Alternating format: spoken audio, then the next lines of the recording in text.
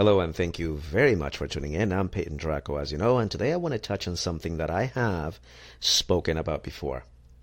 And that is the topic or the idea of hypnosis. My approach to speaking or writing about it has always been, at best, tentative, and I would even say apprehensive. And this is not because I think it a futile pursuit. No, I do believe that some of the techniques used in what is referred to as the hypnotic process offer valuable tools for improving interpersonal communication. And these techniques have even more merit as communication pertains to persuasion and the ever misunderstood area of seduction. So to make my point clearer, I do see the power, if you will, in hypnotic talk in inducing some change to the psychological and the emotional parts of an individual, but I do not buy into the ideas of the so-called esoteric circles, and I find them rather dangerous when they become injected into what is or should be considered psychotherapy. In this case, the clinical practice of psychotherapy. The truth is that I do not believe that many of the people engaging in these sorts of therapeutic practices should be performing them, as their qualifications are not based on experienced communicative dexterity, but on overly simple vocational schools curricula. And while there are certain organizations out there that govern the practice of hypnotherapy and offer seemingly proper education in it, most of the courses offered by these organizations are still based on the idea that one can influence change in others by reading, memorizing, and reciting scripts. I'm skeptical.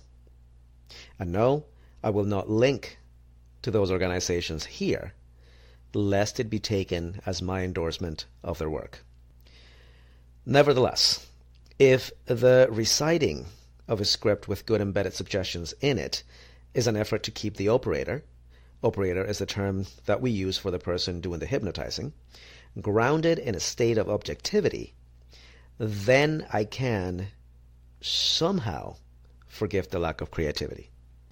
It is, after all, objectivity what brings me to compose this message to you. And as contradictory as it may seem to judge the purely subjective experience of hypnosis objectively, I have to warn about the leap that many take to see hypnosis as something overly metaphysical, or even worse, something supernatural. Let's all remember that the idea of animal magnetism died with Mesmer when luminaries like John Guillotine and Ben Franklin found no evidence of such ethereal components to his methods.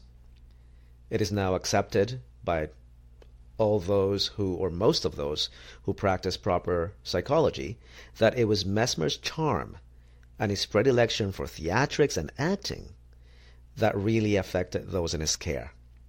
As I mentioned earlier in this message, yes, there is power in the right kind of communication. And you would think that in this day and age, when access to scientific education and information is so widespread and free, we would have gotten rid of these nonsensical designs. But as I have said before, the more decadent a society becomes, the more ass backwards it goes. I have actually never said that, not once, but it has a nice ring to it, methinks.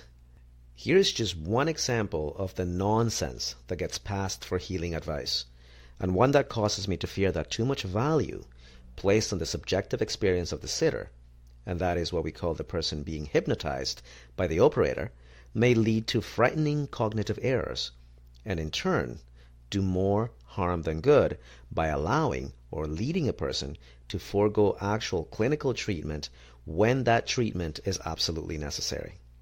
A simple search on the internet returns thousands upon thousands of links to such practices. Hypnosis, as I did say before, can give a person the tools to deal with many particular problems. However, it is not a cure for anything.